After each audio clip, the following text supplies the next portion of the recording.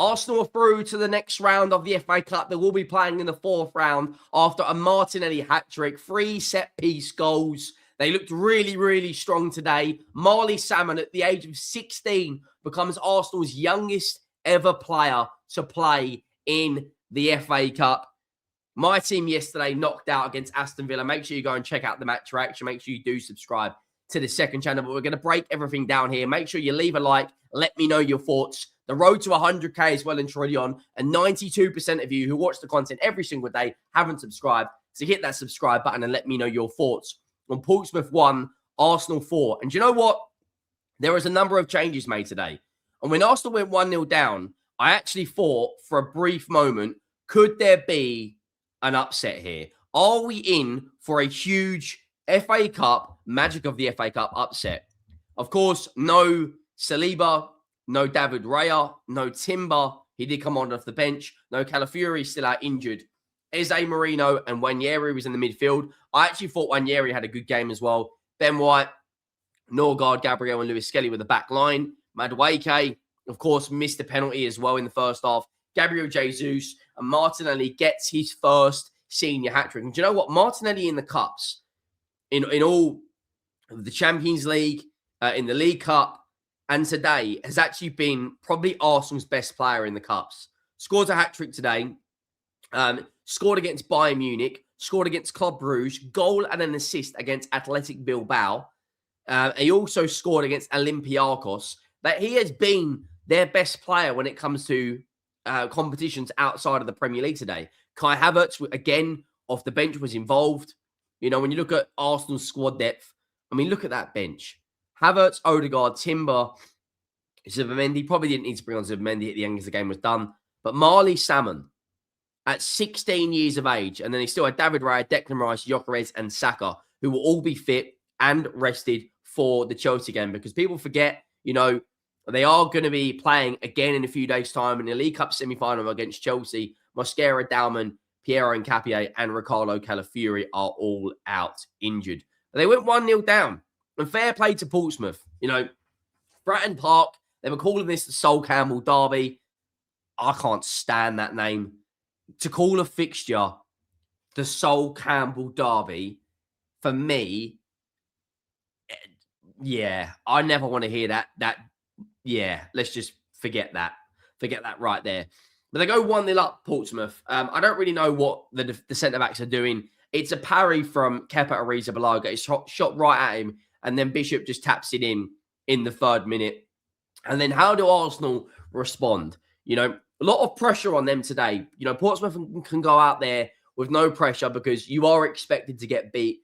But after all, it's the FA Cup and anything can happen. We've seen giant killings before. Look at the League Cup earlier. Grimsby Town knocking out Manchester United. We've seen things like this happen before. But how do they respond? They respond in the best possible way, which is getting straight back into the game. It was an own goal. I actually think it went down as a Norgard header, but it did go down as an own goal from Dozzell. It's a really, really good ball into the box. Again, Madueke today, 2 really good balls into the box. Should have scored the penalty as well. Probably could have got man of the match if Martinelli didn't get his hat-trick. But it's a good ball into the box. It's scrambled in. No idea what the Portsmouth goalkeeper is doing, but it bundles over the line from an own goal, and it's the perfect way to respond to added pressure because Arsenal have played a lot of football this season. You know, they're into the next round of the League Cup. They're into pretty much the next round of the Champions League. I think they've already played something like, is it 30 games or 31 games this season? And they've only lost 2. They've only lost 2 games all season to a team that's going to bottle the lead, a team that doesn't have the mentality. I don't subscribe to any of that stuff. You can't lose 2 or 30 games and be not considered a world-class team. They're top of the Premier League, top of the Champions League, into the 4th round of the FA Cup, and they're in the next round of the League Cup. Now, any of the Standards FC lot who don't subscribe to that being a world-class team, what else do you want?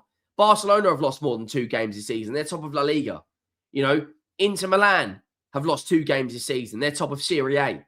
Bayern Munich have lost to Arsenal, but they're still top of the Bundesliga, still considered a world-class team. I don't subscribe to some of the nonsense that people say regarding this Arsenal team. They have got every single thing you could want in a team that you need to win trophies. They've got the mentality now.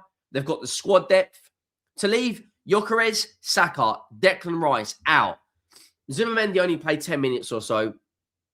Kai Havertz is back fit now as well. David Raya didn't play. They can all be fit and firing for the Chelsea game, which is what, next Wednesday? Newcastle, Man City, and Chelsea have also got a hell of a lot of football this season. Man City have gone and signed Semenyo, but I don't look at those three teams as I don't think those three teams have as good squad depth as this Arsenal team does right now. You know, looking at to the point of where you can bring on 16-year-old Salmon, who looks, he made a really good challenge as well. But the fact that you can play Norgard at centre-back, Gabriel played, 75, 76 minutes. So Saliba, Timber, Raya, Saka, Gyökeres, Rice, Zubimendi, only a few of those players come on for, 15, 20 minutes or so. Eze back in with, another 90 minutes. Marino, 90 minutes. They're really flexing their squad depth at the moment, and they make it 2-1. Martinelli, it's another set piece. It's in a perfect position. He makes a run to the near post, probably his best goal of the lot, and nods it past the Portsmouth goalkeeper to make it 2-1. Gabriel Jesus, I thought, had a really, really good game as well. He got a really good assist for Martinelli's second goal, running down the right-hand side. It's one back early in the midfield, played out to Gabriel Jesus, runs down that right-hand side, fires it across, and there is Martinelli to tap in to an empty net. But when you look at the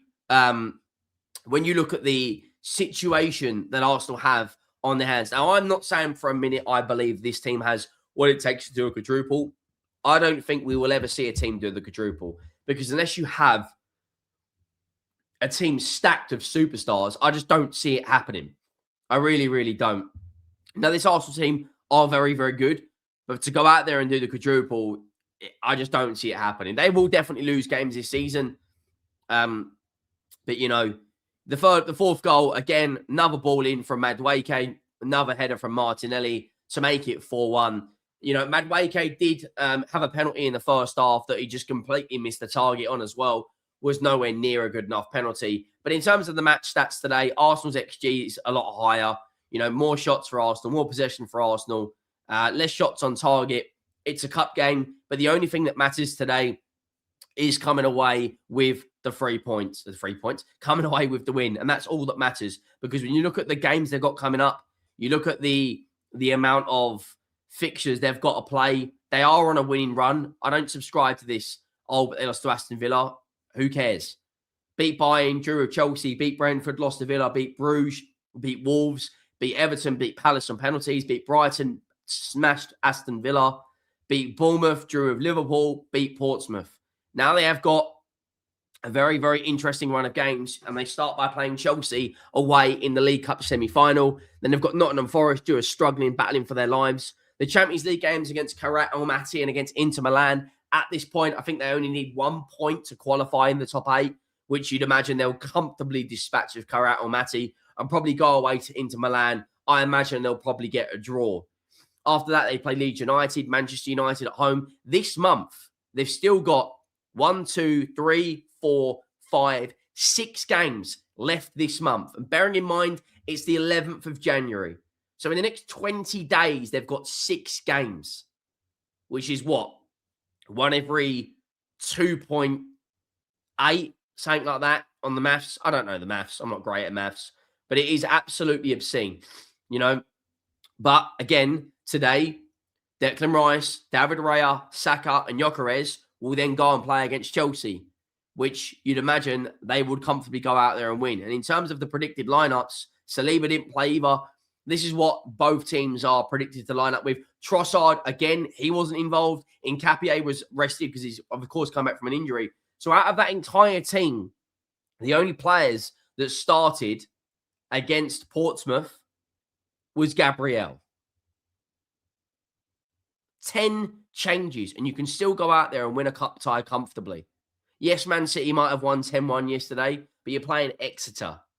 And you're playing them at home. If Arsenal play Portsmouth at home with a fully fit squad, fully fit and firing squad, they'd probably go out there and score 6 or 7 goals comfortably. But for Arteta, it's all about game management. And I think so far, at this moment in time on current form, it's very difficult to disagree that he may not be in the top 5, top 10 managers, because he's absolutely firing on all cylinders on every single competition you could possibly imagine. I genuinely think they'll win multiple honours this season. I back them to go and win the League Cup. I think at this moment in time, it probably will be an Arsenal City final. I'd love it to be Newcastle, Chelsea, just for the fact that they don't go and win silverware. You know, Newcastle are the underdogs after all. But there's a lot looking at this Arsenal team that a lot of Arsenal fans should be very, very happy about. You're still competing on multiple fronts. You've got Kai Havertz back fit now. You're resting your players and still winning cup matches. And at the moment, every single player clearly believes in what Arteta has and wants to do. They believe in his plan. They believe in his philosophy of football. And as it stands right now, Arsenal are in the 4th round of the FA Cup, in the League Cup semi-finals, in the Champions League, probably next round, and top of the Premier League by 6 points. Let me know your thoughts. Make sure you drop a like. Make sure you hit that subscribe button. And I'll see you soon. I'm out.